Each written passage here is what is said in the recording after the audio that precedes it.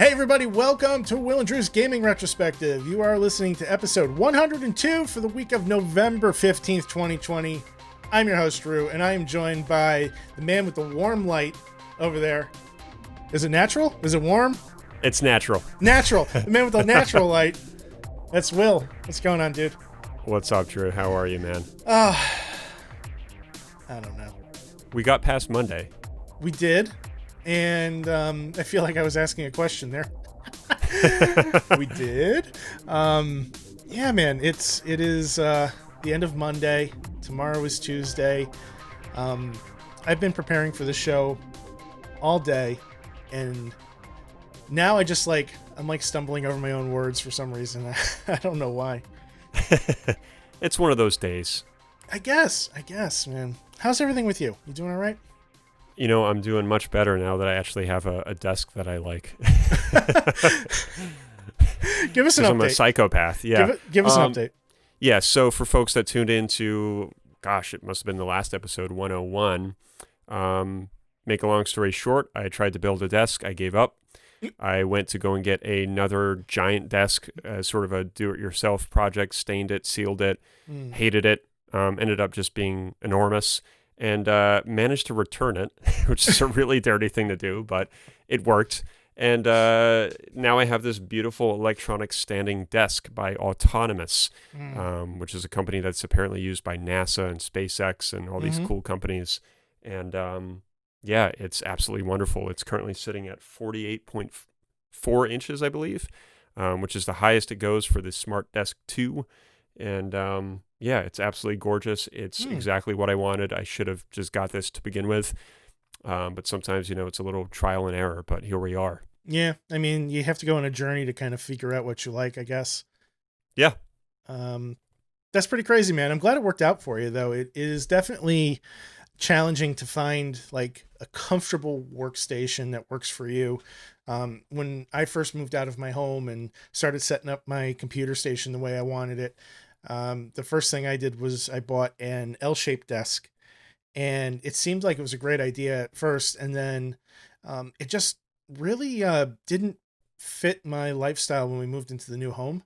When we bought our house, it's kind of in an awkward spot. And I thought it might be kind of nice to, set it up so that I could like walk around it and still like look out the room when, I was working on it, because I didn't want to be facing a wall, but it just ended up not being practical and ended up giving it away. And now I have kind of along the lines what you were originally doing with the slab of wood on the, one set of drawers, one like easel stand. And it's not perfect, but it's better than what I had. And, so far it's working. Yeah.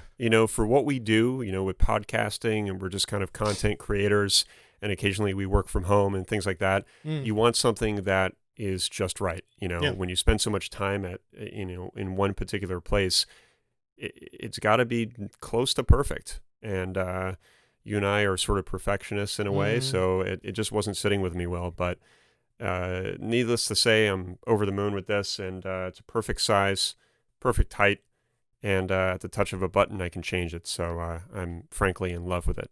Glad to hear it, man. I'm glad to hear it's working out for you. I'm a little bit interested in picking up one for myself. I just don't know how I can make that work with like monitors clamped to the table, and I have a lot more wiring than you have. Yeah. I have a very minimal setup, so it's relatively easy, but not everybody has that setup. A lot of people have, like you, multiple monitors, servers, and hard drives, and all kinds of plugins. And when you have that kind of setup, you definitely need more room. Thankfully, they do make a 70-inch, which is quite a leap from this 53, but it's nice that they have a couple options, and it apparently holds up to 300 pounds, which is kind of amazing as well. I don't think I have 300 pounds on this desk. I doubt it. It's funny because in all the reviews on YouTube, everybody had the same idea, like I'm going to lay on the desk and then raise it into the camera. And you're like, hi, here's my review of the Autonomous Smart Desk 2 as I lay on it. Oh my God. Yeah. Anyway. Well, thank you for joining us tonight for Will and Drew's gaming desk reviews. You can find us on the web at www.WDGRPodcast.com. We are on Facebook, Instagram, Twitter, and Twitch at WDGR Podcast. Will, if somebody'd like to tune in and check out some of your tunes, how can they find you?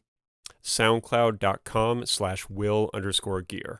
And you can find me at Scion Storm, and just type exclamation point links in the chat if you are joining us on Twitch, and you will have access to all of those links, which I just threw out there for our Twitch viewers now. So, man, we got a lot to talk about. It's been a very busy week. There's been some major releases that have come out.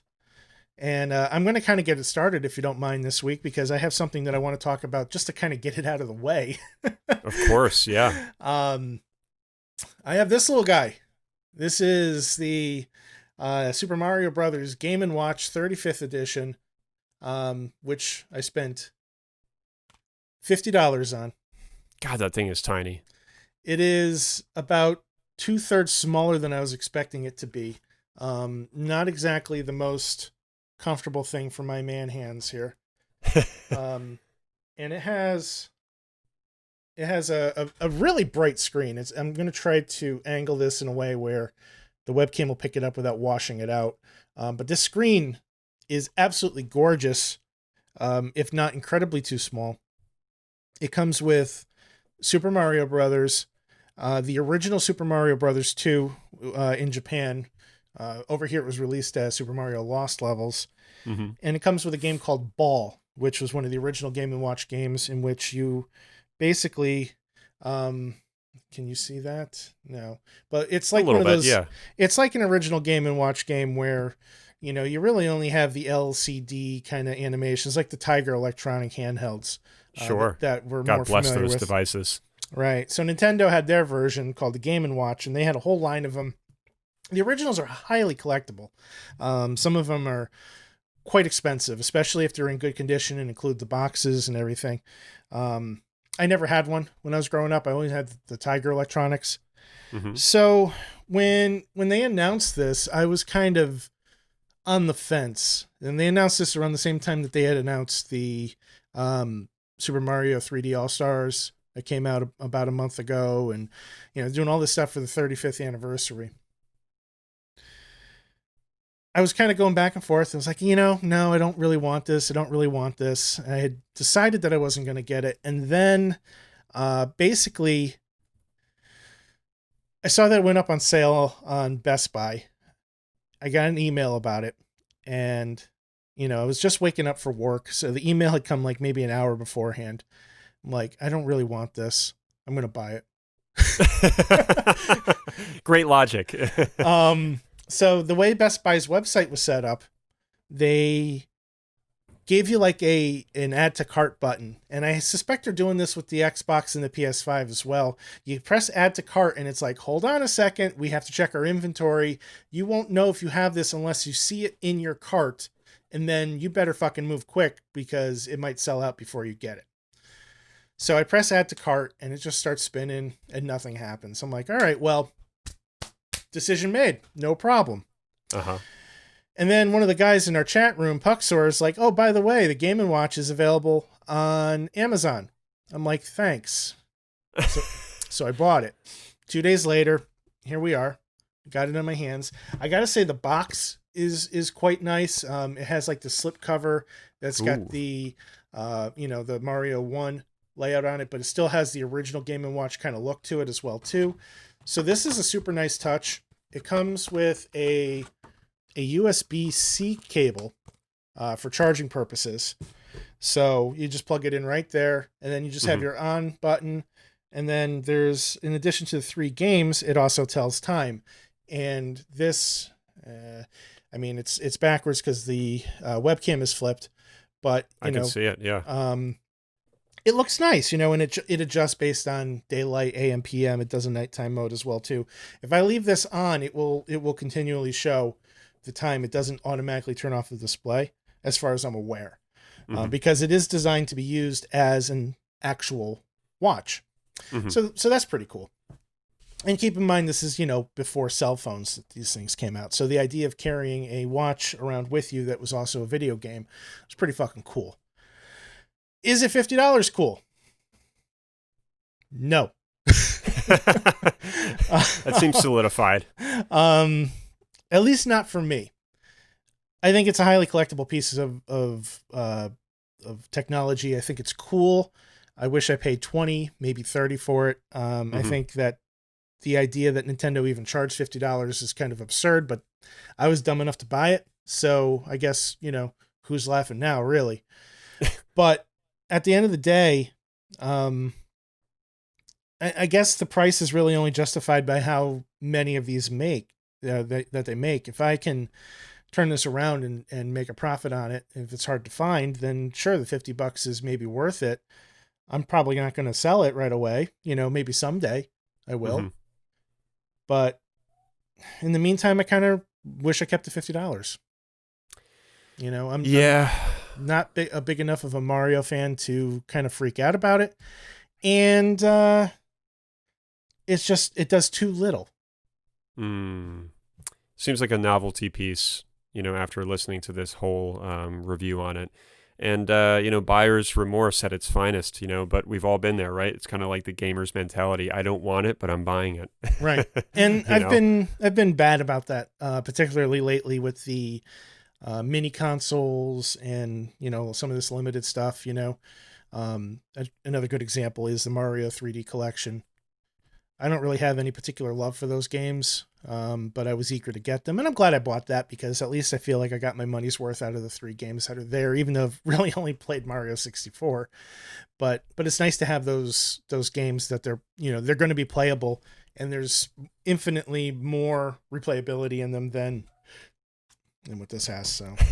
You know what it is, too? I think the marketing campaigns behind a lot of these products are so powerful that the temptation becomes really hard to resist. Like, I mean, look at the marketing campaigns behind all these miniature consoles. They look cool. They play well. Everything's kind of great about them, but, you get it and you're just like, yeah. All right. I mean, somebody want to come over so I can show this off for a few minutes just so I can justify it? Well, so you start taking photos of it and video and you're like, hey, check this out, everybody. You get a few responses back and you're like, shit. And that is kind of part of it. I mean, for me, there was a little bit more to it than just that. The Nintendo Mini, the NES Mini, for me, that was a matter of never really having access to a lot of those games when I was growing up. So getting them all under one collection in a box that's easy to set up, easy to plug in, that is collectible and kind of cool, was nice. And not having to rely on emulation. As much as I love tinkering with a RetroPie, it is a bit of a pain in the ass. And sometimes you just want to plug something in and go and not have to worry about using a PlayStation controller with a Raspberry Pi instead of, using a Nintendo controller with a Nintendo device. With the Super NES one, there was a little bit more nostalgia with it because I did have a system growing up, but there were a lot of games that I didn't have access to that were on that system as well. So that was a rationale for me. For the Genesis, it was all about getting access to games I never had. And the thing is like, I'm buying all these minis to play all these games that I never have. I open them up, I play them for a couple hours, and then I pack them away and I rarely touch them, And, there's just not enough hours in the day. Yeah, it's that, and I think that's how it's almost like a level of appreciation. Like we feel like it's just like, okay, we're playing it for a couple hours and putting it away, and that is what we're doing.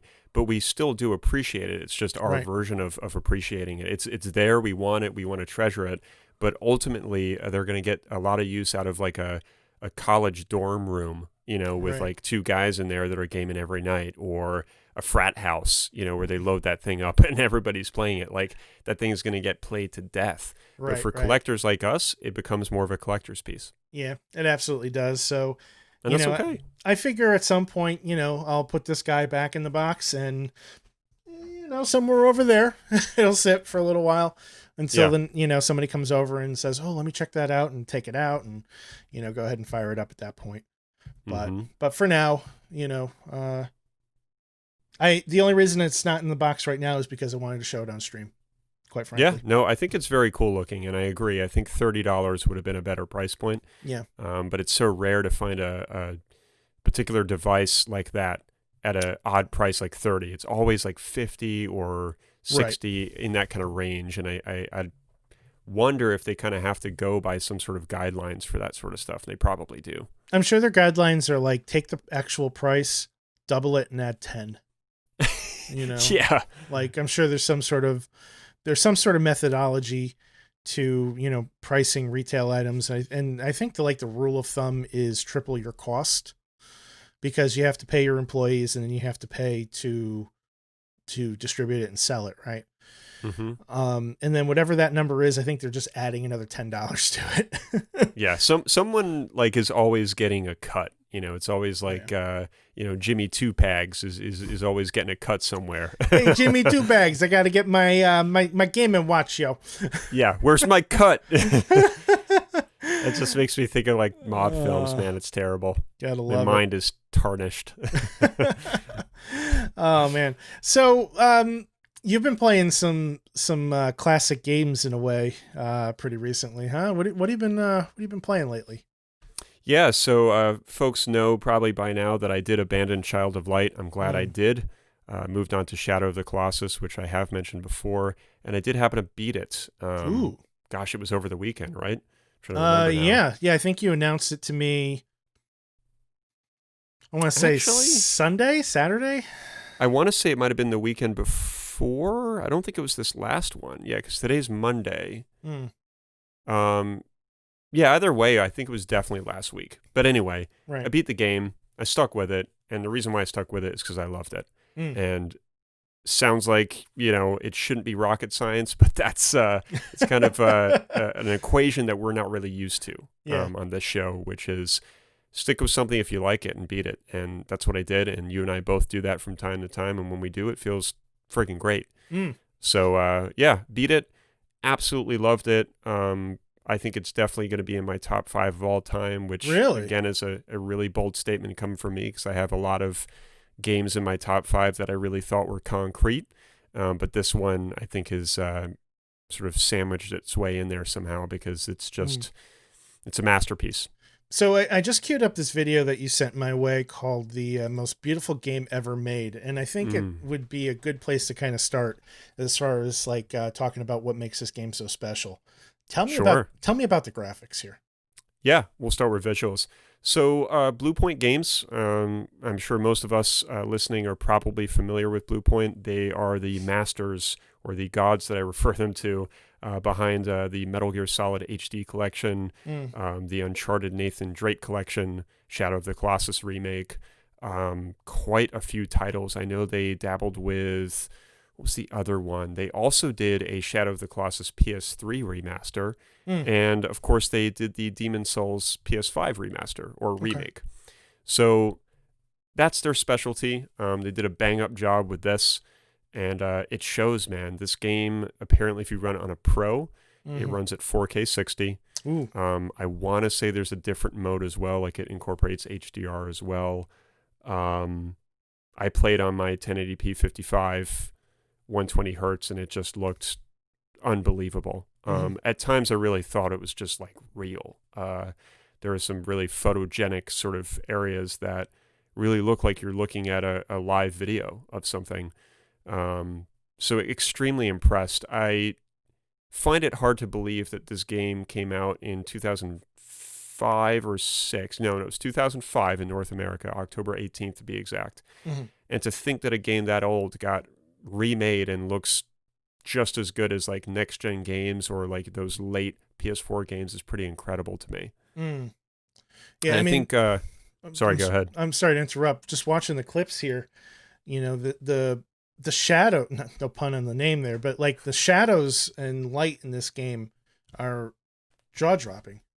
Yeah, it's a stunning game, and I think a lot of that is due to the fact that they put so much attention on what the landscape was going to look like. And a lot of it's just, mountains and deserts and tall grass blowing in the wind, more mountainscapes and cliffs and waterfalls and fairly simple stuff that you would see in nature, but just executed extremely well. And I think most people would agree that have played the game, the sense of scope is tremendous. Like the world that you're in is just so incredibly large that when you're running, even on foot or walking or on aggro, your horse galloping across the landscape, you feel like it's going to take like an hour to get Really? from one area to another. And I don't feel that really in a lot of other games. Skyrim a little bit, because Skyrim has a nice sense of scope, but I think that Shadow of the Colossus has the best scope I think I've ever seen in a game. It's absolutely massive. And everything in the world is massive too. The bridges, the architecture, the buildings are all on this giant scale. So I think it makes you, Wander, the protagonist, feel that much smaller as you're kind of roaming around. Tell me a little bit about the story of this game. Like, what is happening? So it's pretty vague. This game is vague in a lot of ways when it kind of sort of presents its story. So you play as Wander, who is a young man who has a horse named Agro, and he basically, in the first initial cutscene, he kind of strolls along some cliffs and eventually makes his way into this sort of this forbidden land, where he basically has this girl with him whose name is Mono, and she was sacrificed in a way. So she's sort of dead, but not. And his goal is to restore the life of her somehow. Okay. So he's tasked with basically slaying 16 colossi, these giant beasts that apparently live and roam in this forbidden land. And you sort of start out in this sort of chapel of sorts, and there's a voice or like some sort of god above you that kind of tasks you with finding these colossi and kind of drops these hints as to where they are. And that's really it. After that takes place, you're just kind of standing there and you're like, all right, so I guess I'm trying to save this girl who I sort of hardly know. And I've got this horse, and I've got this voice that's telling me where to go. And I've got my sword, I've got my bow and arrow. And in the chapel too, there's actually statues of the colossi on each side. And if you don't look carefully, you might not notice them, because generally you just go outside of the chapel and you go on your way to find one. But if you turn around and explore a little bit, you'll see that there's a statue of each one. And after you kill each colossi, that statue the statue will crumble, and then you go to your next one and then rinse and repeat. Each statue will crumble after you beat each colossi. Huh. So we have a guess in the Twitch chat coming from Vortex. He says, boy meets girl, boy loses girl, boy meets horse, boy forgets about girl. The end. Yeah, sort of. Yeah, spewing crap, never played the game. But yeah, no, you're relatively close, Vic. It's just such a simple plot. And I think that's what makes the game so good, is that it's not complicated. And I spoke about this on the show before, as well as in my review that I wrote for the website recently. Please check that out. It's pretty comprehensive, at least I thought it was. And that's what made the game special to me, is that it's a simple task. You're riding around in this beautiful land, and you're taking down these colossi, and everything about it just seems right, I guess. I mean, there are definitely moments where you sort of question, like, why am I slaying these majestic-looking beasts? Because some of them are really majestic-looking, like you feel bad about killing one of them. And when you kill them, it's done in kind of I wouldn't say really a gruesome way, but it's pretty punishing. Like you're stabbing the shit out of them with your sword, like literally repeatedly. Like not like a sort of psycho kind of motion with a knife, but you're plunging your sword after charging it into their weak spots, and they generally have about 2 or 3 weak spots on each colossi. So we're rolling footage that you took on your PlayStation 4 right now, and I see frequently your character is holding up a sword and it's doing like a beacon. Is that like a matter of like setting a waypoint for yourself? Yeah, so basically when you set out of the chapel and you have to find a colossi, you're going off of I forget the guy's name. It's like a god that has this voice that gives you the hints. I think his name's like Morin or something. You're taking his hints, but really with a grain of salt, because they're so vague. So you're really relying on the beam of your sword. So when you step out of the chapel and you raise it to the sky, the sunlight is traveling through it, or onto it rather, and it creates like a sort of compass effect where it'll sort of spread out, sort of like a star, and you have to turn the horse and turn your direction until it becomes a beam that you will probably see in the video that we're watching now. Yep. If it's a yellow beam, that means the light level is low. And then if it's blue, it means that your light level is higher, so it's a little bit easier to cast that beam that you need in order to get to where you need to go. So yes, it is a compass to get you to the next Colossi. Interesting. It is pretty interesting. Back to the Twitch chat for a second. DarkSage9117 says, my biggest issue with the gaming industry today is it seems like most games, if not all, are being remade or remastered, and that these companies have run out of ideas on how to push games to get creativity out of them. Whenever I see new games come out or trailers, I see mostly the same concepts over and over again. There's a lot of truth to that. And when I see a game like Shadow of the Colossus, comparatively to basically everything that's come out in the past 6 to 12 months, there's not a lot that's willing to kind of push that envelope. Yeah, no, I completely agree with you, Dark Sage. I think there's a lot of truth to that, like Drew's had mentioned. And quite frankly, I do get sick of that as well. As much as I love this game, I don't think that I ever really thought like, okay, here's another remaster or remake because I loved it so much. However, my opinion still hasn't changed. I do think that we're seeing a lot of rinsing and repeating here. And even with the Demon's Souls remake for PS5, I'm absolutely thrilled to play it. But it's, at the end of the day, my inner conscience is just kind of telling me the real truth, which is, okay, we have a remade game. It looks amazing, but at the end of the day, it's another remake. And it's great, but at the same time, it's not. I think what I want to see is brand new IPs, brand new games that are just jaw-dropping with new concepts. And I think that's why I generally will gravitate towards more artsy games like this and indie games, because they're not a franchise. Right. Yeah, I mean, indie games, the indie game space in general does seem to be willing to take more risks because I think they can get away with it. It's tough for a company like EA or Bethesda or Ubisoft to dump millions of dollars, or not billions of dollars, into a franchise and not try to stick to a formula that's going to guarantee returns back. And it's disappointing because I see a concept like Watch Dogs, which on the surface sounds very appealing to me, and then I find out that it's just another open world game, and that's just not going to work. Yeah, I mean, Assassin's Creed is a perfect example. Apparently that game was absolute magic, like the first few titles. The first one sucked. Full stop. Sucked. Never played it. No, I played... I dropped it, and this is when I didn't drop games. So fair enough. But I hear it's better now. Yeah, and that's what I heard too. They went in a little bit of a different direction, but at the end of the day, I think that it's something that we see every year. And it does get a little bit sickening. Like with Valhalla, I was pretty pumped for it. I still am kind of curious about it, but when I saw that it was announced and I saw like the beautiful CG trailer, I was like, man, this looks amazing. But then again, that inner conscience was like, dude, it's going to look kind of launchy when it comes out. And sure enough, it does. It just looks like another AC title. Right. Let's see here. Dark Sage also chimes in. I think the game industry is very stagnant and has lost its creative flair it once had. Like a game like GTA 5, for example, keeps coming out on multiple consoles, but the same game no matter what system it is on.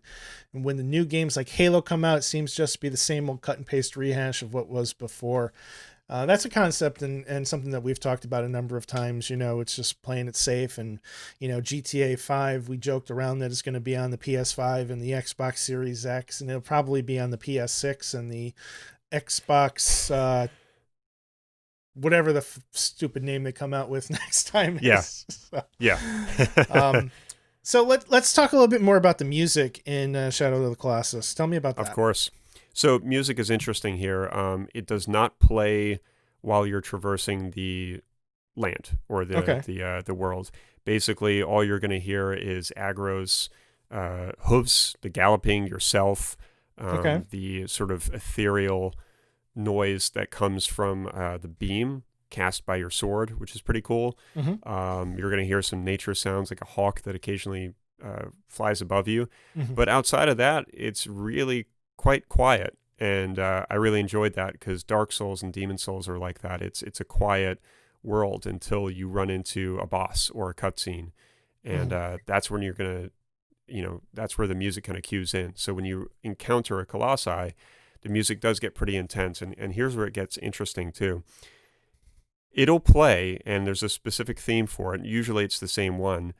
But when you take down the first weak point or the first sigil and you kind of make some progress, it'll change and it'll become more uplifting. So it's kind of dynamic in that sense where it changes as you progress, which I thought was pretty cool. Interesting. And there's a main theme for the game too that plays in the opening cutscene and towards the end of the game. But again, outside of that, it's a quiet, vast world that you're wandering in, and I really like that. It was nice to have a little bit of a break. As much as I love the constant Jeremy Souls soundtrack when I'm playing Skyrim, right? It was nice to explore something similar, but just in silence. So you're talking more like nature effects, and like you go into an open field and you hear the wind rustling, you hear nature kind of living. Yes. Like if you go through some of the desert landscapes, you're going to hear like the wind and the dust, and again, you're going to hear like kind of the sort of noises that aggro makes, like real horse sounds. Occasionally you'll hear Wander like yell at aggro to speed up or whatever. But again, outside of that, there's really not much else. If you wander into a forest, you might hear some sounds of birds and wildlife. Right. And it's done extremely well that you don't miss music. You fall in love with that silence and with the sounds of nature. That's kind of a nice change of pace. It sounds really appealing.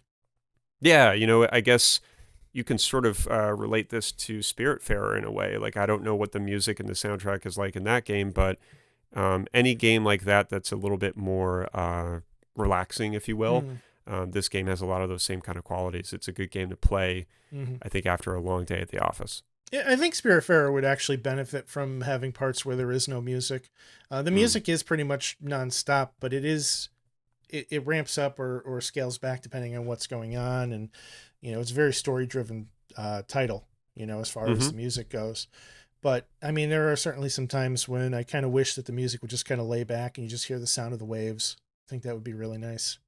Yeah, it's like when you have those moments, you just bask in them because we're so just not used to that at all in games and life. And life. I was going to say, like, I'm watching this footage of you, riding around the horse, and I want to, like, go find, like, a deserted field now and just chill, just relax. Oh, yeah. And that brings me to my next point, I guess, like sort of in terms of visuals and gameplay. There are definitely many moments where I just stopped and stared. Yeah. Which we've talked about before in the show many times with certain games that have that quality, that sort of arresting quality where you just have to stand there and soak it all in. This game has many of those moments. It also includes a photo mode, which is quite impressive. There's tons of filters to play around with, different cameras and different effects that you can put on. And I definitely took quite a few videos and quite a few photos. We actually have another video that I guess we can queue up now or later that shows me just kind of riding around on aggro, which is pretty cool. Yeah, I've been playing that while we've been talking. Oh, cool. So it's I'm watching you kill this Colossus now. Oh, nice. I didn't realize this was part of it. Yeah. So this dude's like throwing fireballs out of his mouth as we speak. This one. Yeah, this one was pretty tough, man. As you can see, I kept falling when he was attacking me with the fireballs. And this one was interesting. So this is actually a perfect segue into how you take these things down. So I mentioned that there are these two sigils or weak points on their bodies. And in order to find them, you have to raise your sword like you would to find the Colossi, but you're raising it this time at their body. And what that will do is it will expose generally one sigil and it'll glow blue. Okay. And at that point, you know where you need to go first. And this is, I'm sorry, it doesn't matter what your power level is on that too, like how much, because you mentioned before the sword glowing gold or blue depending on how much power you had, was it? Yeah, so it's not really a power thing, I guess. It's more of like a light like kind energy? of instance. It's weird. It seems to be tied to the sunlight. Okay. So in this area, I want to say that it was so dark that when I would raise the sword, it would glow yellow and it wouldn't produce a beam. And I was like, all right, I guess I can't use it right now. So as you can see here, I'm climbing one of the feet. Right. And I want to say that foot was bleeding, so I thought that it might have been a weak spot, and I was having some issues figuring out how to climb it. Long story short, this is actually one of the longer fights I had because I couldn't figure out what to do. And it's interesting because when I first entered this area, I saw all of these geysers that are coming up from the ground, and I was like, you know what?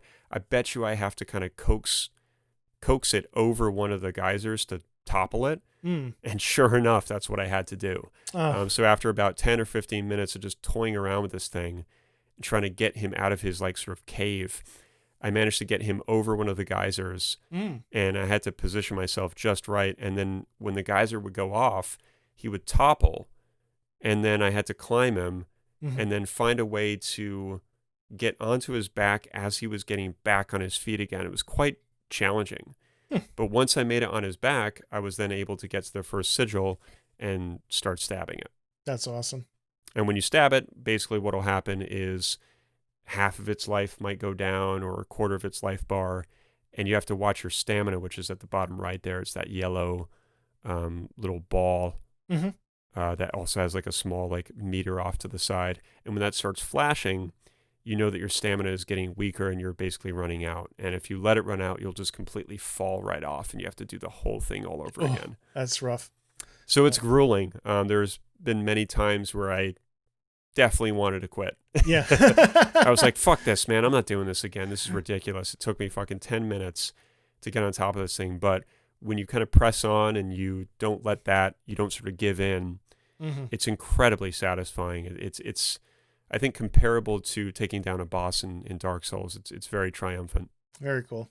Very cool. Anything else that you wanted to touch base on that we may have missed? Well, let's see. We touched on soundtrack, story, visuals. I mean, I guess gameplay and controls. I did have some issues with the controls at first that I think is worth mentioning. I actually had to go on YouTube and watch some tutorials on how to control aggro correctly, get him to gallop repeatedly without having to spam triangle. Okay. Turns out you just have to fucking hold it. But the game doesn't explain any of that to you. Like if you go into the control settings, it'll just say triangle controls horse, but it doesn't tell you like press and hold it or spam it. Wow. And it's not that I want my hand held, right? But it was just frustrating that I couldn't figure it out until I watched a YouTube video. There are other things like apparently when you jump, I kept missing a jump because I didn't realize that if you press and hold X, you perform a long jump. So just like little things like that were really game changing. But once you figure them out, things get better. But at the end of the day, they left the controls to be very clunky because apparently that's how they were in the PS2 original version. They wanted to leave that sort of clunkiness there. Interesting. So there were times where I was still infuriated with like how Wander just wouldn't grip properly, or he would like basically trip over a rock, just like ridiculous things. I was like, this is crazy. These are the worst controls I've ever experienced in a game. Yeah. So, but it's part of it. But they call it a remake. Like, it's not a remaster. Am I correct? Well, that's just it. You know, if we want to kind of go through this with a fine-tooth comb and be nitpicky, it should have been fixed, considering it is a remake. Right. Whereas the remaster for PS3 that came out in, I think, 2005, I forget what year it was, but anyway, when that one came out, I would imagine they would leave things relatively the same because it's a remaster. But right. I agree with this. They probably could have done something about it, but from what I understand, they did want to leave it to sort of not alter too much. It's like fix it, but don't fix it to change the experience, I guess. Yeah. I don't know. That seems like an odd decision to me. If you're going to go back to the drawing board with so much, I think people would forgive if the controls are improved. Yeah, I mean, like I said, I got past it. It still remains kind of an issue at times, but the game was so good and I enjoyed it so much that I just sort of forgot about it. So I guess that's a good thing.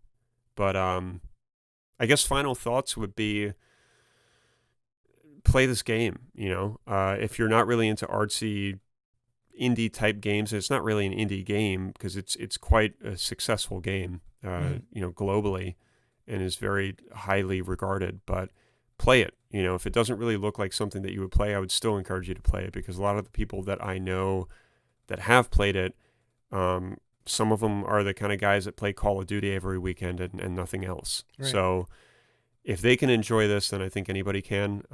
I think with its simplicity, there's a story to be seen and witnessed, and to be able to ride around the way that you do and kind of get into this meditative state and forget about the complexities of our modern life, then I think that's something that anyone can get behind. Yeah, I think that's a good way to put it, good way to say it. And it does have me kind of curious to check out The Last Guardian, which was by the same team, if I'm not mistaken. I have a copy of that I've started and stopped, I think, twice. Not for lack of interest, just got sidetracked by other things. And I've always wanted to check this game out, and just never have. Yeah, I almost forgot to mention I actually started that, The Last Guardian, Oh, you almost did? immediately. Yep. So I've owned that just as long as I own Shadow. I think I bought them at the same time on sale. And yeah, started that, I think it was this weekend or sometime last week. Okay. And yeah, it's already tremendous. I've only played, I want to say like probably a couple hours, but it's the same kind of idea, really artsy, gorgeous looking game. Right. You play this young man who is basically creating a relationship or developing one with Trico, which is this large sort of animal. Okay. And I'm so early on into it that I don't really know what's going on, but clearly there's a bond that's being made. And I'm assuming that you just go on this journey with him together to do something. I just don't know what yet. But I'm really looking forward to continuing to play that and eventually developing a review. Very cool. I'm looking forward to hearing your thoughts on that one. Yeah, same team, by the way, that developed Last Guardian. It is. Is it Team Ico or Team Ico? Yeah, Team Ico, but Blue Point did not do The Last Guardian. This is a regular Team Ico game. Gotcha. Yeah, Blue Point seems to be focusing more on remasters from what I've seen. Yeah, remasters and I guess potentially remakes now. We'll see. Fair enough.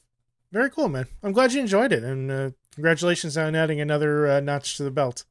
Yeah, it felt good, man. It actually felt really good, and as we've said so many times before, it feels good for us to put one more tally on the chalkboard. Yeah, it sure does.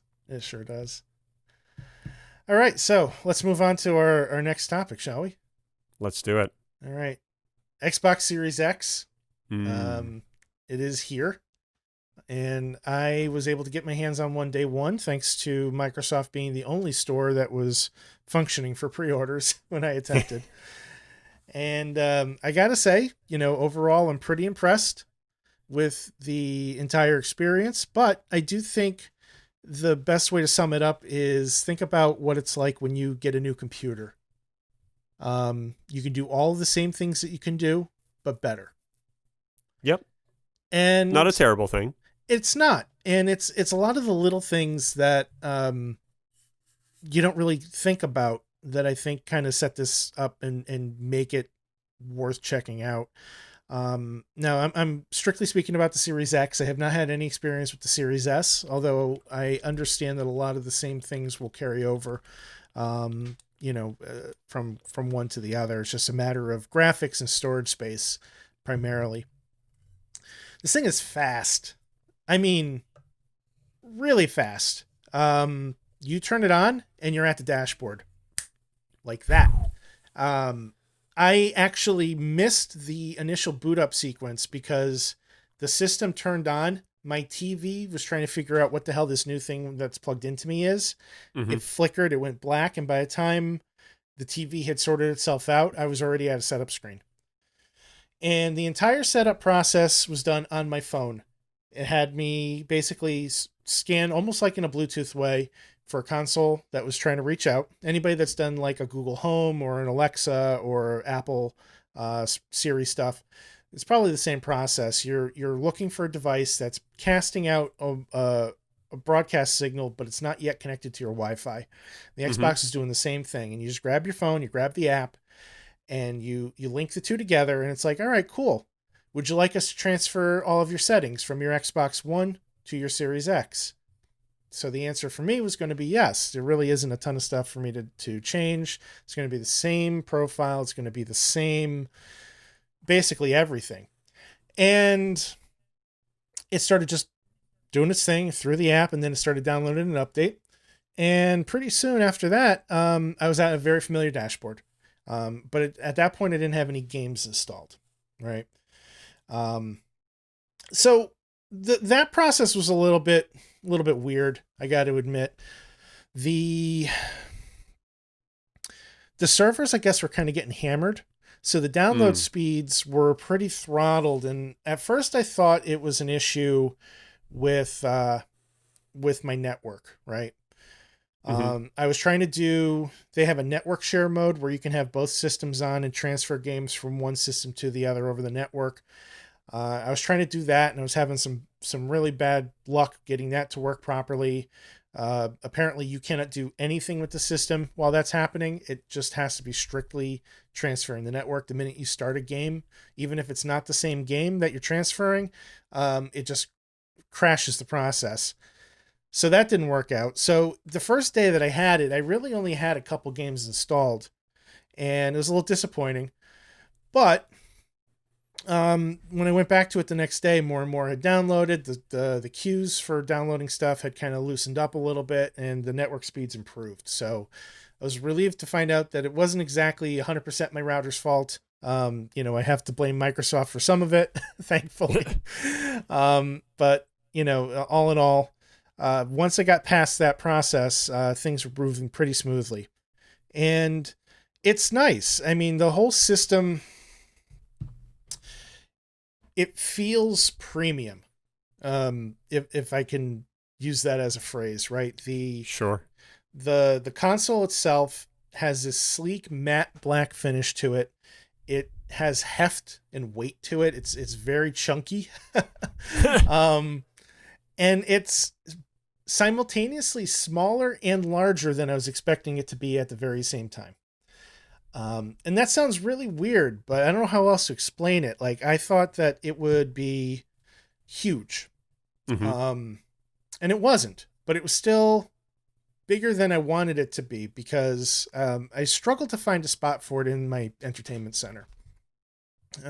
Previously, the way I had it set up was all my consoles were in the center part of my entertainment center, and then we have two IKEA bookshelves flanking the left and the right side. So it kind of creates like this very boxy U kind of look to it, right?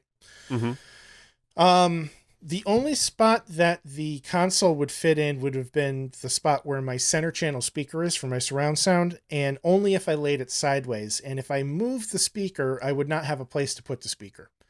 So that kind of ruled that out. I'm not going to, gimp my surround sound just to have the Xbox there. So then I started investigating potentially putting it to the left or to the right, and we settled on one of the bookshelves on the left-hand side of the TV. And it looks pretty good in that spot. I got to say, it doesn't look obnoxious. It doesn't draw too much attention to the eye. It is standing vertically.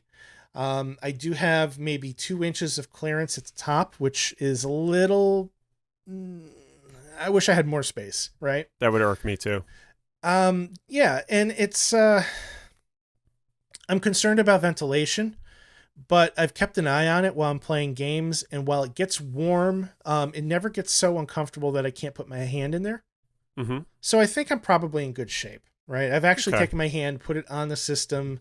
It's never been so hot that it's uncomfortable. I put my hand on the bookshelf itself, and it's never been so hot that it's been uncomfortable, but it does get pretty hot. So I'm keeping an eye on that. I don't know how to fix that, honestly, without buying a new entertainment stand. Like, yeah. I think, and that's something that, my wife and I have been talking about for a little while. It's in the cards, but not right now. Maybe a little ways down. And now I'm going to have to consider, picking up something that's going to be Xbox friendly. Like, that's... Yeah. It's something that normally you would never have to think about, but since these consoles, both of them are kind of odd shapes, right. Folks that are gamers have to be a little bit more conscious when they're taking that trip to IKEA and just buying like a standard TV stand, because it may not work. And I'll tell you right now, while the Xbox barely fits, if I had bought the PlayStation 5, it definitely would not have fit. Full stop. I cannot put the PlayStation 5 on that entertainment center at all. Yeah. And that's a problem. And It is a problem. I think it's a problem that, we tend to joke about, but it's legit, It is legit. So it's something that we have to kind of look at a little bit further, I think, going forward. These console makers, I understand they have their rationale for doing it, whether it's design or aesthetics, or performance. I was watching a review of the PS5 today, and Modern Vintage Gamer was doing a teardown of it, and the way the motherboard is laid out, it draws heat away from it very efficiently, which I think is great, but it's also at what cost, Mm-hmm. Yeah, and I think most gamers generally care about aesthetics. They care about heat distribution. Right. And that's clear with you and for most of us. And, you can't just shove one of these things into like a small spot. Right. You really want to make sure it's got the right clearance. And again, that it aesthetically looks pleasing. It's expensive, and you want it to be displayed well. Right. Absolutely. So all that out of the way, the controller, if you've had an Xbox One or even a 360, the controller's instantly going to feel familiar to you.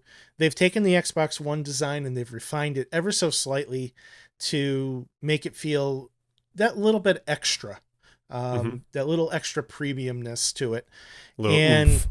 That little oomph. Yeah. So it's got a little bit more heft to it, a little bit more density, a little bit more weight, which for me is nice. It makes me feel like I'm holding on to something that's not going to break if I twist it and rage, because we've all had those moments where we're playing something, we get so pissed and we're like, you twitch the controller. Oh yeah. I can't do that with this. It fights back. The grips have a texture to them that separates them from the top half of the controller, which I'm finding very nice. It's similar to that of the Elite controllers, so they took a carryover from that. They've also brought over the D-pad from the Elite controllers as well, too. The Elites had 2 D-pads that were available. You could swap them out, either a traditional cross D-pad, or you have like this disc that essentially has 8-way kind of markers in it. And they've given you just the 8-way version. You cannot swap it out, but in games like Tetris Effect, it's incredibly precise, and actually way more precise than I anticipated it would be. It felt very natural. It worked well. Pieces go where they tell them, when I tell them, as well, if not better than they did when I was playing the game on the PlayStation 4. And then the thumbsticks seem to have a pretty comfortable height. I didn't notice any serious difference in the height of those. They do have a bit of a different texture to them, which is nice. And then the triggers actually have a texture to them as well too. And I feel like even though the system doesn't have haptic feedback, when you're playing a game like, say, Forza Horizon, you are getting a little bit of feedback from the rumble in the controller, depending on what kind of terrain you're driving on. I'm not super familiar with Forza Horizon on the Xbox One, so I don't know if that's something new that they brought over for the Series X. But it was something that I noticed this afternoon when I was, driving my WRX over the dirt paths and drifting corners and shit. So, that's cool. Is the texture just at the bottom?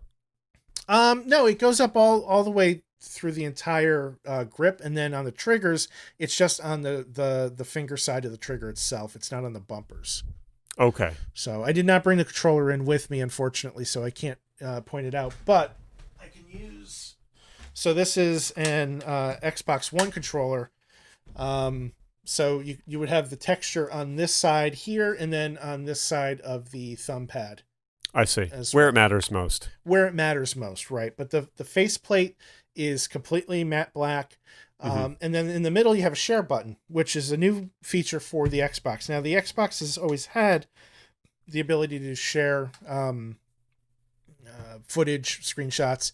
But in order to get to it, either you were using a Kinect and relying on a voice command that was kind of wishy-washy on how well it worked, or you would have to press the home button, go into the dashboard, hit capture, and if you weren't adept at finding those commands, you could potentially miss out on your game clip because it only does the last 30 seconds or 2 minutes or whatever your settings are. It's only going to do from that point backwards. So if it takes you a minute to find the setting, you're fucked, right? This, you press it and it gives a screen cap. You press it and hold it and it records. That's it. And it's super That's easy, cool. super efficient. The downside is I do find myself accidentally hitting it on a semi-regular basis. Which, the worst is I get a bunch of screenshots I didn't want. Okay. It's Yeah. annoying, but not a deal breaker. Something to tidy up later, I guess. Yeah, it does add a little extra work on the back end, I suppose. But the cool thing is that all these screenshots, all these videos, you can manage them on your cell phone. Just go onto your phone, sign in with your Xbox profile, and you can manage them. You can download them to your phone. You could share them from your phone to Twitter, to Facebook, to wherever you like. So they've integrated this whole process between the console and the app very seamlessly, and it works well. I think it's something that's necessary because anybody that's tried to share game footage on their console to social media knows how ridiculous that process is. Yeah, I mean, I'm just learning how to do it now with PS4, and it's relatively easy. It's pretty seamless. But it's nice that these consoles, or the controllers rather, are fairly subtle with the changes that they've made. I mean, PS5, it's a little bit less subtle, but with Xbox, I like how they kept things simple and they didn't fix what wasn't broken. They just added a little bit of things that fans, I think, wanted.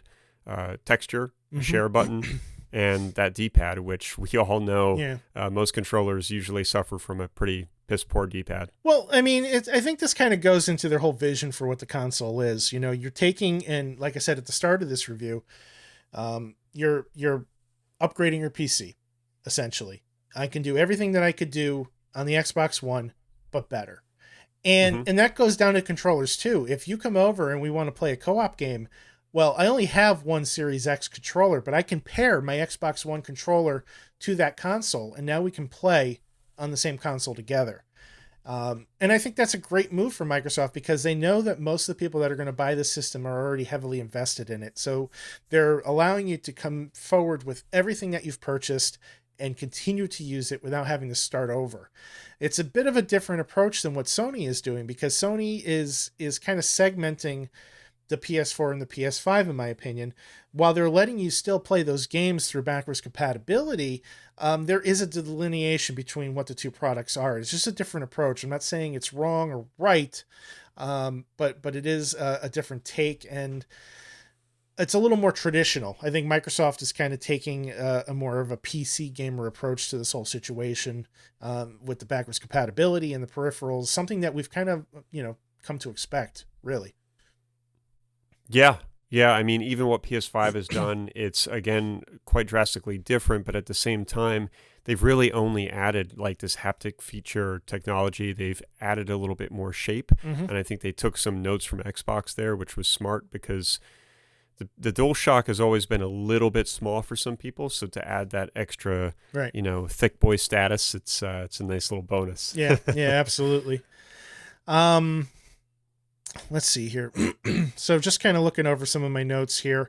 I think that it is worthwhile if you are getting an Xbox Series X or Series S, take the time and dive into the settings on the system. Dive in, because if you go into the options, there is an AV section where you can look at what they call like basically your 4K settings, and it gives you a chart with all the things that the system is capable of doing and whether or not your TV supports it.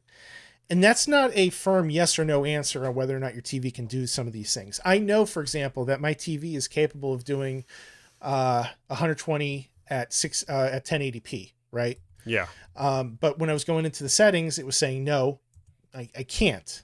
I'm like, all right.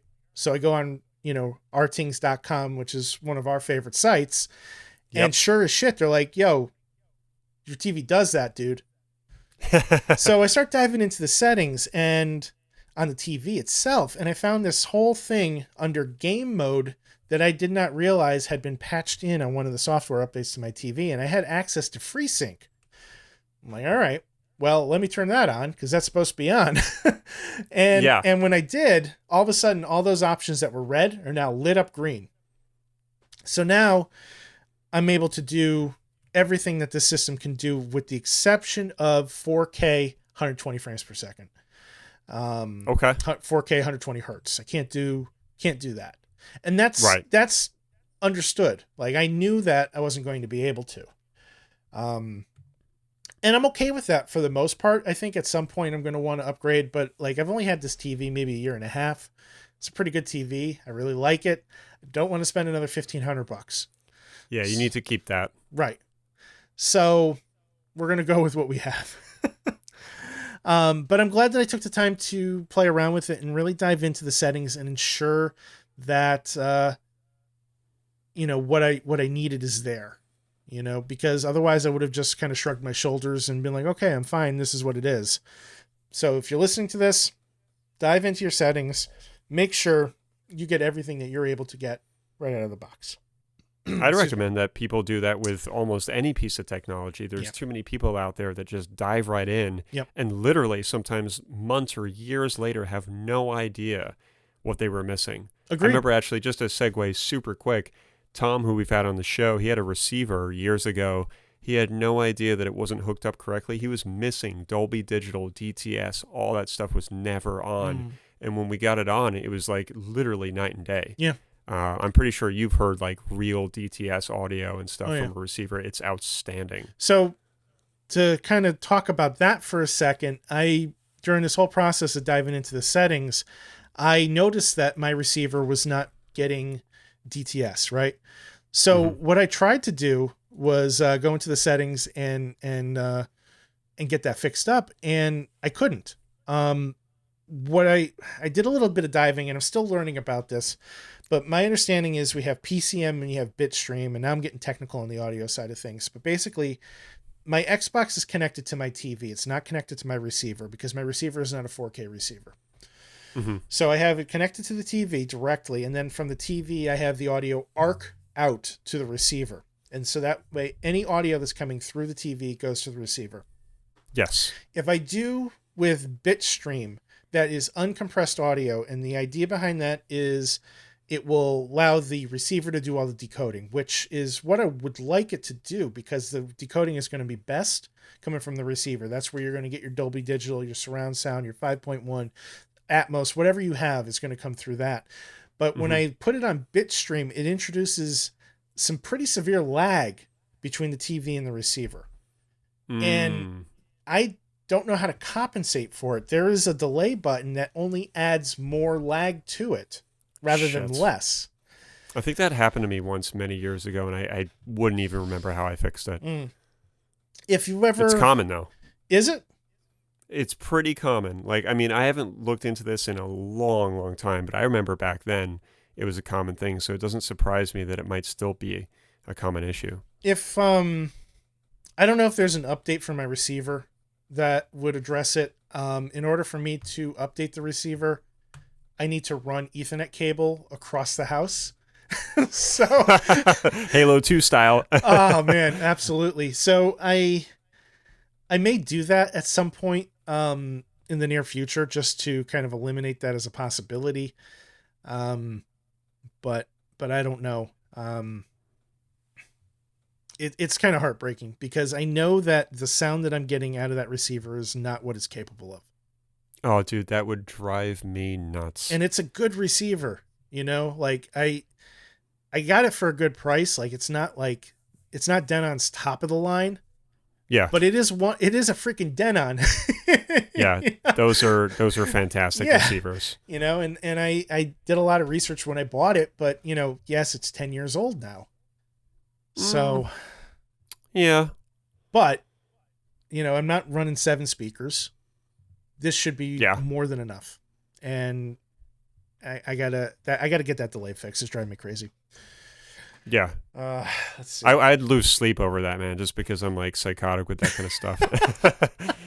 I really am. It's like the desk. Like I think I was actually losing sleep from it. It was ridiculous. I believe it. Let's see here. What else? So right out of the box, if you subscribe to the Game Pass service, you have access to over 100 games through the Xbox side of things, and then 90 additional games through EA Play. Now, when I say over 100, they say like 100 plus. So I don't know what the exact number is. I'd have to do some research on Game Pass to see what the exact number is. But if I had to guess, it's somewhere between 100 and 120 games, plus the 90 games that Electronic Arts is offering as well. And that's on top of the 4 games that you get for free every month through Xbox Live Gold. It's a lot of games. Yeah, it sounds overwhelming. Say the least. It is and it isn't. Because I think if you're coming in for the first time, especially into the ecosystem, you're not familiar with it, there very much is a moment of where do I start? And I was having a conversation with our friend Dave, who got an Xbox Series S. He's been a PlayStation guy for his entire life. This is his very first Xbox that he's ever had. Still surreal to think about. It is. It is. But I'm excited for him because I think he's entering a wonderful world. And the cool thing with this is he's going to be able to kind of sample a number of games from different eras with the system, because they do have a lot of backwards compatibility games on there too, in addition to Xbox One games. So let's see here. What are we looking at? The way it's set up, they have the optimized logo on the bottom right-hand corner. It'll have like an X, a line, and then an S. And then to the left of that, it'll tell you which service it's for. So either Game Pass or EA Play. And unfortunately, there are not a ton of games that are optimized yet. And this is, I think, one of the downfalls of the system on day one. Potentially in a world where COVID didn't exist, this would be a different conversation. But there are not a ton of games that are optimized for the system. At least not that are available on Game Pass. The first game that I tried out was Tetris Effect. It is optimized, and it looks jaw-dropping. I mean, stunning. And it is already a stunning game on the PlayStation 4. It is. But this is like next level stunning. And I just fell right back in love with it again. Just like I did for the first time. The game is fucking hard too. It is hard, man. Oh man, it's so deceiving, because in the beginning you're like, "Oh, dude, I'm crushing this, man! Like, just bring it on." And you can see that it gets harder, and then all of a sudden, it just it just takes off, and you're like, "Oh shit!" Yeah, my favorite part is when you're like, cruising along at like level 2 speed, and all of a sudden it's like, "Ha! Here's 11," and you're like, shit's like barely, giving you enough time to change direction before you drop it, but. I feel like your brain stops working too. Like when you get to those harder levels, you don't even know what to do anymore. You're just reacting. Like, that's it. You're just reacting, and those reactions often don't make any sense. Agreed. No, man, 100% agreed there. What else? I'm trying to think of what else there was. Let's talk about. All right, so I tried that game out. I also tried out Gears Tactics, which is a lot like XCOM, set in the Gears of War universe. Okay. If you're into strategy games, turn-based strategy games, where you're kind of playing this essentially a game of chess with guns, this is one of the best games to try it with. XCOM set the standard a few years ago on the Xbox 360. Fantastic game. I can't recommend it enough. And I think they did a fantastic job bringing that style of gameplay into the Gears of War universe. It is an optimized game. It looks incredible, but it's a turn-based strategy game. So as much detail as they're pumping into it and as cool as the animations are, it's not the kind of game that I think is really going to wow people, because it's a slow, methodical game, right? And it's just the nature of it. Doesn't make it bad. It's just not a showcase piece, right? Right. Forza Horizon 4, on the other hand, is a showcase piece. Holy shit. They made that game Series X optimized, and it is jaw-dropping. And the Forza games have always been beautiful, but this is just a whole nother level. I mean, the HDR effects that are in there, the way like the sun sets or the lights are glowing off of your car. I don't know if they have some kind of ray tracing shit going on or what's up with it, but it is beautiful. I recorded some clips before we started recording this episode. I did not have a chance to upload them, so I don't have a means of sharing them on the show. But it is absolutely just jaw-droppingly beautiful. Can't recommend it enough. And I want to kind of see if Dirt 5, which we talked about last week, offers a similar experience, or if it kind of takes its own path and does its own thing. You know? And then I kind of mixed it up and I played a few different other games that I'd already been playing. Spiritfarer, Katana Zero, Ori and the Blind Forest. I kind of circled back to that because the sequel, Ori and the Will of the Wisps, is Series X compatible, or optimized rather, and I really want to see what that looks like. So I've kind of circled back to that game, and I started Star Wars Jedi Fallen Order, which is new to EA Play as of the day of the console release. And that's God, a game. I want to play that game, dude. Oh man, I am loving it. I am absolutely in love with this game. I wanted to play that game when it came out. A lot of people were comparing it to Dark Souls Star Wars, and that part, I don't think that's really 100% correct. But I can see why they would make that comparison, because there is a lot of patience and learning patterns from enemies and how they attack and parrying. Sure. If you run into a battle and you just start swinging your lightsaber, you're going to get fucked up, you know? But Sekiro's like that too. You have to be really strategic. yeah. So there's a ton of strategy in it. But in addition to that, you have this beautifully fleshed out Star Wars story, voice acted by, some A-list actors. The main character is one of the main characters in the show Shameless. There's quite a few notable other actors and actresses that are in this. And not only did they use their voices, but they also mocap their faces. So you see an actor that you recognize and you're like, hey, I wonder if, and sure enough, it is that person. Forrest Whitaker is another one. Oh, he's awesome. He's incredible. Well, he's very underrated, actually. 100%. And the moment you see him on screen, you don't have to hear his voice. It looks like Forrest Whitaker. And then you hear his voice and it's like, that's definitely Forrest Whitaker. So, dude, I gotta be honest with you. I really wish you didn't tell me about this goddamn game, because it's probably gonna get bought soon. It's probably gonna get bought, guy. I mean, it's been going on sale. You can find it at a discount, and I can't recommend it enough. It has been an absolute pleasure to play. The music is outstanding. It sounds like Star Wars. It feels like Star Wars. It has all those whimsical elements of Star Wars mixed with the dark side of the what's going on, the rebellion trying to fight against the Empire. It's fun. It's great. I'm really digging it, and it is hard. It is hard as balls. I like that. No, I like that. There's a lot of exploration to be done. There are a ton of areas that you cannot get to until you become more powerful and unlock certain abilities, like the ability to wall run or the ability to use force push to knock down doors and barriers that you wouldn't have access to normally. So there's reason to revisit certain areas and go back and get more things. I do wish that the collectibles in that game were a little bit more enjoyable and a little bit more robust. They're pretty pathetic. You get a poncho, you get a part for your lightsaber, maybe a part to, paint your ship a different color. Who fucking cares? Yeah. Give me something tangible. But strangely enough, I do feel like the more I play, the stronger my character is getting, even though there's no obvious stat system outside of just investing in more powers.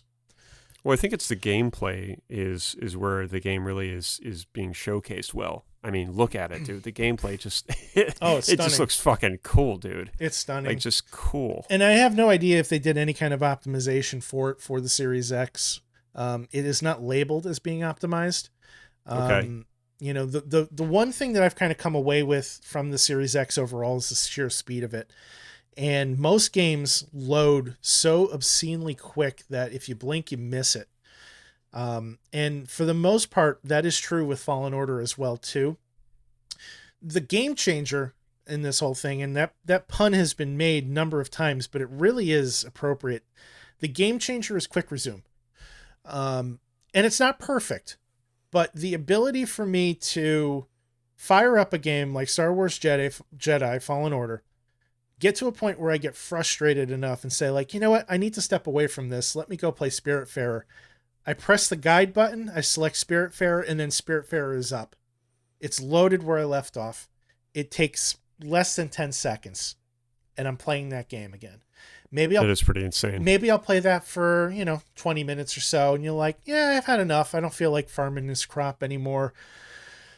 Let's go over to Ori and the Blind Forest. And I press the guide button, and I go down two more games on the list, and I press A, and boom, Ori and the Blind Forest loads up in 10 seconds. And it keeps multiple games. I'm not talking about switching between 2 games here. I'm talking about switching between 5, 6, 7 games. I don't play enough games at the same time to max this thing out. I've tried. like I don't have enough stuff to play. Like I'm just literally just firing up shit just to fire it up to see if it'll work. Yeah. But it doesn't work with everything. Forza Horizon 4, as far as I'm aware, does not support quick resume. And in those instances where a game doesn't support quick resume, it can affect the other games that don't, or that do. Yep. So that's kind of a problem. Oh, you're lowering. I'm lowering. It's the craziest thing. And done. Oh, man. Just like that. I just borked my train of thought. Hey, dude, you got to admit, it was pretty smooth. It was like a Steadicam. Vortex says them legs got tired. They did, man. I've actually been standing for a while now, and even though I sat pretty much the majority of the day, you got to take some breaks. Yeah, man. Sometimes you just got to do what you got to do. I totally get it. But yeah, so get used to it, man. It's probably going to happen every Monday now. Oh, God. So aside from like running into the occasional game where the quick resume doesn't work, I will say overall that experience has been just incredible. It's the kind of thing that I never knew that I wanted. And like I have my Xbox One up in my other room. It's in the game room now. I can't imagine playing and not being able to do that. Like I've gotten so used to it. So that's going to be kind of weird. You know, I probably would have done the same thing. If I had the Xbox or even the PS5, I definitely would have tested out just a variety of games, old, new, in between, everything. I think it's a really good way to test the system, to check its speed, to check its compatibility, to see what's optimized and what isn't. You know, again, I think a lot of folks probably just loaded up AC Valhalla and called it a day. And you know what? I guess that's fine. But, you know, I think it's good to challenge the marketing behind what they said these systems can do and just make sure that, you know, everything is operating as it should. I tend to agree. I'm sure like some of the issues will be patched out eventually, you know, and I know Xbox has said that they're working with publishers to support quick resume more and more. They're working with publishers to support the optimizations for the systems to kind of get them to run at that locked frame rate. So I'm looking forward to eventually seeing more and more of that little optimization logo appearing next to each game. Yeah, I think it's going to happen. Like you said, with patches, updates, and all that good stuff. And for the games that don't have it, the system does allegedly offer some automatic updates. So there's some kind of like automatic HDR that is supposed to apply.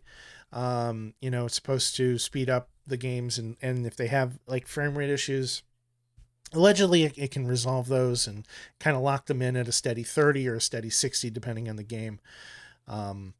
You know, it's tough for me to kind of decide what I want to play, because on one hand, I want to go back and try out as much of the old stuff as I can. But on the other hand, I want to play the newest, the coolest, the flashiest thing that I can get my hands on. And I'm kind of, stuck in this in between. And then here I am playing, Fallen Order, which came out, 2 years ago, and I'm fucking loving it.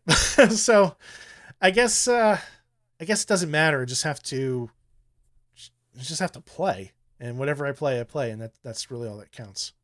I think that's just it. And it sort of reminds me of what Dark Sage said before, even though we're not talking about remasters or remakes anymore, we are dealing with a couple consoles that just don't have enough quite yet, and that's okay. Yeah. It's brand new. We know this happens every single time, but sometimes, after waiting for all these years, we want a little bit of variety with those newer games so that we can, just have a brand new library to be dealing with. Absolutely. We don't have it right now, but there's enough, I think, to keep us busy for next few months. Yeah, I think so too. It's going to take a little bit of time. but I'm looking forward to seeing what Microsoft brings to the table, in 2021. I think it's going to be pretty exciting. And in the meantime, I'm just going to wait for a sale and kind of snatch up those games that I'm kind of on the fence with here and there. I held off on getting Falconeer because I wanted to kind of see what kind of reviews were for it. And the reviews have been good, not great, 6s, 7s. So I think maybe I'm going to wait for that one to drop in price. Dirt 5, as we discussed, do I really want to spend $60 on a racing game? No. So yeah. You should get GameFly. Ask Joe for like a VIP pass for a couple months. The funny thing is like GameFly will inevitably have a sale, and I'll probably grab it there because they do sales on used games, and the games are spotless. There's no scratches on the discs. The manual and the cases are included. Those have never been touched because they don't send them out when they rent these games.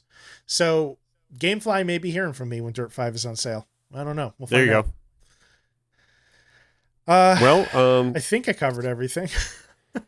You know what? It sounds exactly kind of what I expected it to be. Yeah. Good. A few bad aftertastes, but not many. I think this is what we are expecting out of really probably both systems. When I eventually get the PS5, I'm sure it's going to be a very similar review. Yeah, I mean, I think it's right now in November 2020. These systems are going to have reviews that have asterisks next to them, Mm-hmm. It's going to be good, but. Yeah. And that's fine. It's Vic just broke me. I should have known. I was just waiting. Dude, I was waiting for him to just pop in with something, man. Oh God! It was either going to be poo-poo platter or it was going to be it's going to be something else. And here we have rice chicken. Rice chicken rice. Oh my God. Yeah. So I mean, the reviews are going to be like just great kind of thing. I think until next year, and that's okay. I think that's okay. This year gets a pass by me because there's just so much terrible stuff going on. Nothing is. Yeah. And, the gaming industry definitely tends to overanalyze and pick things apart. And, if you go on YouTube, there's already videos that are like top 5 things that we don't like about the PS4 or the PS5 rather, and the Xbox. And literally a couple days ago, it's like, here's everything you need to know, exciting new features. And it's all clickbait. It's like, as soon as people get it, yeah, it's all clickbait. But and the thing is like, and I can't really speak to Sony on this because I feel like, I guess I can speak to it. I don't think Sony really pays attention to those videos. I think they stay their own course. Whereas Microsoft, I think, is pretty good about accepting feedback from their player base. They have communities that are in their entire purpose is to try out beta features and give feedback on whether or not something is working. So Phil Spencer might see one of those videos where somebody's pointing out one of those top 5 things and maybe not do something about it right away, but he might take that back to his team and say, hey guys, is this an issue? Is this something that we should be fixing? And they'll, think tank it and come up with a solution or find a way to improve on it. Maybe they have a good starting point, but the execution is just not quite there. Hopefully Sony starts doing that. I didn't see any evidence of that with the PS4. I feel like the PS4 was pretty much largely unchanged from its release. Maybe you can correct me if I'm wrong on that. Yeah, I know they came out with, I want to say maybe 1 or 2 models total of like the regular non-pro edition, but they were just small, minor changes. Like the PS2 had the same kind of situation with small upgrades, like a 70% quieter fan and shit like that. Well, I mean, we got a cat. Yeah, Metro is here to say hello. Hopefully he doesn't like step on the keyboard and shut the stream off. Hey, buddy, you gonna stay there? Yeah, he's sitting next. That actually happened in the middle of my Shadow of the Colossus review. I was halfway into it, and Atlas jumped on one of the cords and shut everything off. Oh, no. And I was like, oh, my God, I think I might cry. Because I was literally like, I was in deep work mode where all my thoughts were being compiled correctly, and you know how it is. Like, if somebody interrupts you on that, it's the end of the fucking world. Yep. Which also reminds me, before I forget, it was funny. There was a conversation at work today between Zach, Ben, and myself. We were discussing the PS5 because Ben got one, And Zach was like, dude, what do you think that Xbox and PS5 or Sony and Microsoft are doing about some of these apparent issues that some people are having with the systems, like disk issues and whatever else, bricking? I've heard about a few rumors here and there. And Ben's like, yeah, they're probably just telling them to get fucked. And I was like, well, I mean, maybe it's just hard to say like what their support service is like right now. I mean, they're still dealing with trying to distribute these things. Well, I mean, I think both of these systems have warranties, for starters. So if your system doesn't work, you should be reaching out to the support team for the system and letting them know what the situation is. I think it's easier than ever nowadays to prove that you have a problem because, we all have these magic boxes here that record video, send emails and text messages, and you can literally take a video with your cell phone of your Xbox or your PlayStation not accepting a disc, making a horrible noise, and send it out on Twitter where you can tag Xbox support or, just hit an influencer and then everybody knows about it. So those systems will get fixed. Will it happen in a timely manner? Well, that is a good question. And my cat, Metro, may have an answer, but perhaps not. Hey, buddy, why don't we just have you just say hi? Hey, bud. Oh my God, Metro. He's so fat. and he's completely washed out on the camera too. But just feeding him like straight fried Reubens for dinner. Look at him chewing on my fingers. That's a good boy. Get him. He's such a good boy. All right, down you go. So train of thought. Where was I? Support. Yeah, I mean, I think proving that you have a problem is easier than ever. Proving that you need a replacement console is easier than ever. Getting that console replaced, that's going to be the tricky part. And that really does come down to just the sheer volume of consoles that they have in stock. Yeah.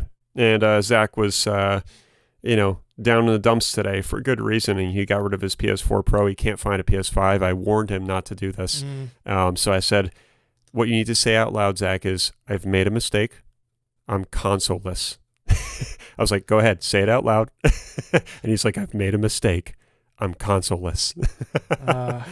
Poor but it's tough times right now, man. If you want one of these systems, it's as far as I know, it's definitely a struggle. It is. So just keep trying, man. Just keep trying. Yeah, that's all we can say. Well, overall, man, I'm glad that you're enjoying the Series X for the most part. I think it's going to be a very, very powerful system. I'm very excited, just like you, to see what 2021 brings. I think we're going to see some really special titles come out. And I'm looking forward to it, man. I think next year is going to be a good year. I think so, too. For gaming and life, hopefully. For both. Absolutely. So, what do you say we wrap this thing up? You got anything else you want to throw in before we call it a night? Play Shadow of the Colossus. Good luck finding consoles for anybody that's looking, and I'm being serious. Good luck. Yeah. You will need it. And I think that's all for now. All right. So, Will, if somebody wants to tune in and listen to some of your amazing works, how can they find you? SoundCloud.com/Will_Gear. If you're fans of the movie The Revenant, I actually just created a little medley on that. I actually am behind on a couple of your tracks. I have not listened to the past 2 or 3. Go for it. I'm a bad friend. I'm sorry. I hate you. Well, you can be a bad Stone him. If you'd like to throw stones at me, you can do so at ScienceStorm on Twitter. Of course, we're on the web at www.WDGRPodcast.com. Hit us up on Facebook, Twitter, and Instagram at WDGRPodcast. Will, one more time, can you raise that desk, please? Dude, I will raise it, and then I'm going to disappear because I am not standing again this evening. All right, here we go. Here we go. Whoa. Goodbye. This is so weird. I refuse to stand. Oh, my God. I'm exhausted. This is how we end the show. This is how we're ending the show. Good night, everybody.